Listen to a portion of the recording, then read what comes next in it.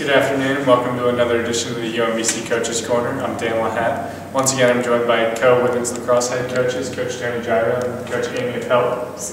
Coach, pretty exciting last weeks or so since we last talked. A couple of wins in a row, Drexel, Mount St. Mary's, at Wagner, and then culminating this past weekend up at Boston University. Last second goals to tie it and then to win it. What's this team feeling right now? I think the girls are doing an excellent job of adjusting game by game. So those are all 4 different opponents, and you prepare for them differently. So I think they're doing an excellent job of really paying attention to stuff that we're doing.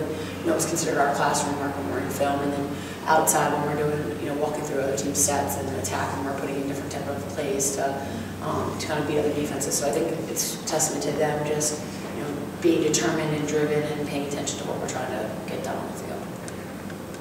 Yeah, I think they're learning how to play a 60-minute game. I think that's important to us. I mean, we haven't started out great in any game. Like first, yes, we always seem to come out a little bit sluggish, and I wouldn't say sluggish, but we just can't seem to find the net.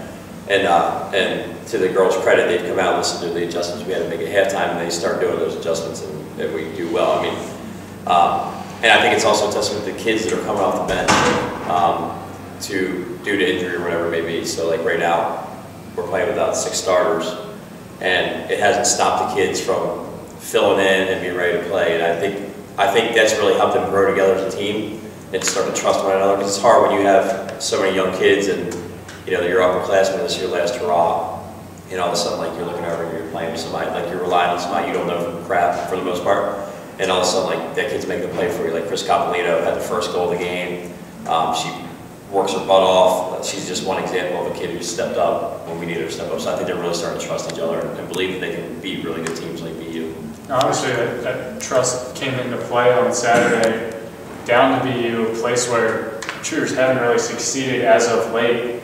Able to rally and not only tie it, then as you just said before this, second overtime, you're down a player the whole time, and yet you can still get the ball, finish, and get the win.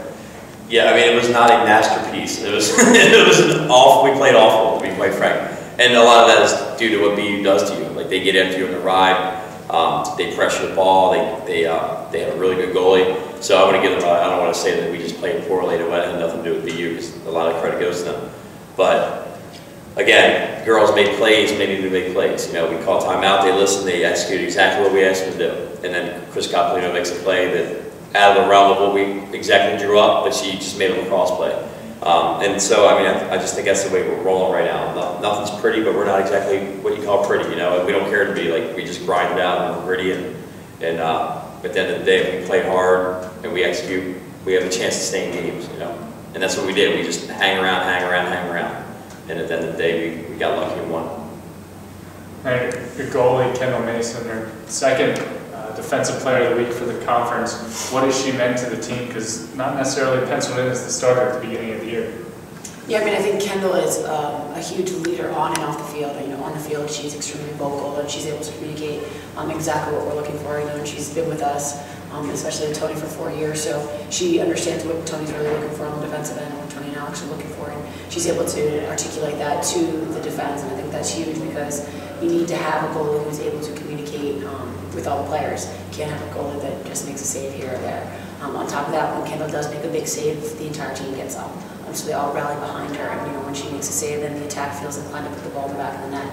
That's kind of the way we're rolling right now. So our defense is doing an excellent job of holding teams, to a low number of goals, and our attack is doing a pretty decent job of pushing the pace and making our stops into goals, and that's how you're going to win games, and we're doing just that. So now, step out of conference, instead you traded in for a local rivalry just tomorrow, right here at the stadium.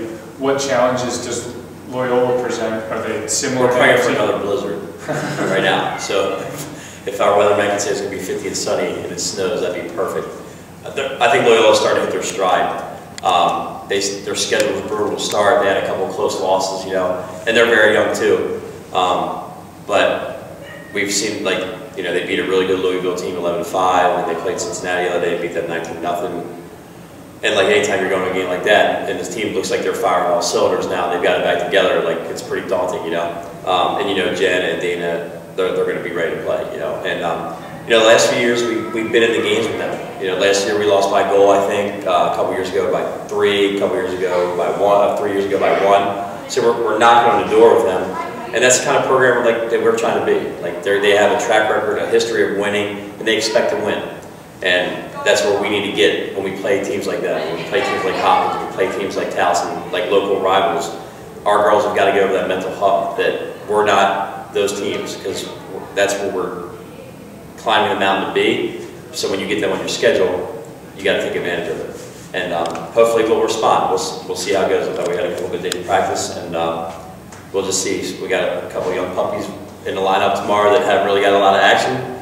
So throw them in the fire. Let's see what happens. You know, but you know, we respect the crap out of Loyola, and it should be a fight. I mean, if nothing else, we're going to battle them for 60 minutes, and at the end of the day, let's see what happens. You know. Well, thanks for coming in, and we'll talk to you after the game. All right, Danny. So once again, the Retrievers come back home after a brief road swing, and they host local rival Loyola tomorrow at UMBC Stadium at 7 o'clock. For the Coaches Corner, I'm Dan LaHatte.